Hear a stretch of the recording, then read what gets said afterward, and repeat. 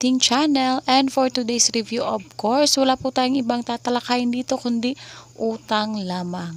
Pero sa mga hindi pa po nag-subscribe, please subscribe po kayo at mag-like at mag-comment para updated po kayo sa ating mga susunod pang mga reviews. And then guys, for today's review nga, ang i-review ko po ay itong nag-o-offer ng maximum loanable amount na 10,000 pesos. Kung interested po kayo kung anong klaseng loan up ito, pero bago yun, intro, pasok!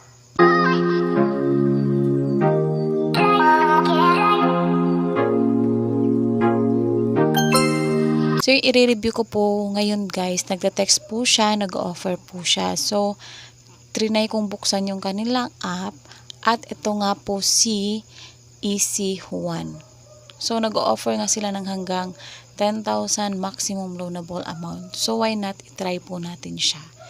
And then, pag install mo nga dun sa app, ayan, ilalagay mo po yung active mobile number mo and then magsisend po sila ng one-time PIN. Ilagay nyo lang po dito, then click natin yung get started. So, may lalabas po na ganito, yung allow Easy1 to make and manage call. So far, sa akin hindi naman po sila tumawag, pero click nyo lang po yung allow para makapag-proceed po tayo. And then, eto na nga, lumabas po ulit yung ating maximum loanable amount na 10,000 pesos. Dito po may mga choices silang nilagay. May 20,000, 30,000, kaso lang lock po. Yung tanging unlock dito ay itong si 10,000 pesos. So, click lang natin yung apply kasi may 0.08 interest lang daw sila per day. And then, up to 120 days yung kanilang loan term. And then, sige nga, click natin yung apply. So, dito, ilalagay mo po yung ating personal information, basic information, yung mga name, address, yung employment status mo, syempre, importante yun. And, of course, emergency contact. So, kailangan nila dito ng 3 emergency contact na galing dun sa phone book mo. And then, yung IDs. Yung front side of the IDs at saka yung hawak mo yung ID mo. Ito po yung mga list of valid IDs na kailangan ni Easy1. Agad-agad yung ating withdrawal method. So, dito, mamili ka lang, may GCash, Coins, Paymaya, GrabPay.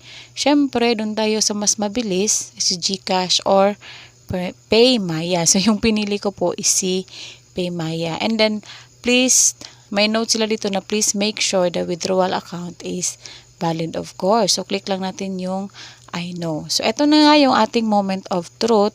Yung offer nila sa akin is only 2,000 pesos. Again guys, depende po yun kung paano tayo mag-apply dito. Pwede pong makuha nyo yung maximum loanable na 10,000 pesos kung qualified yung application nyo. So, yung sa akin is 2,000 pesos.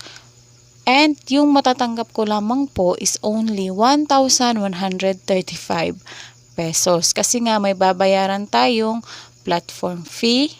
Kakaltas po yun, 840. Payment channel fee na 25 pesos. And note guys, this is only 7 days. 7 days lamang po itong si Easy1. Ibabalik niyo po yung 2,000 pesos, which is yung natanggap nyo lang naman is 1,135. So, ayun, nag-try ako.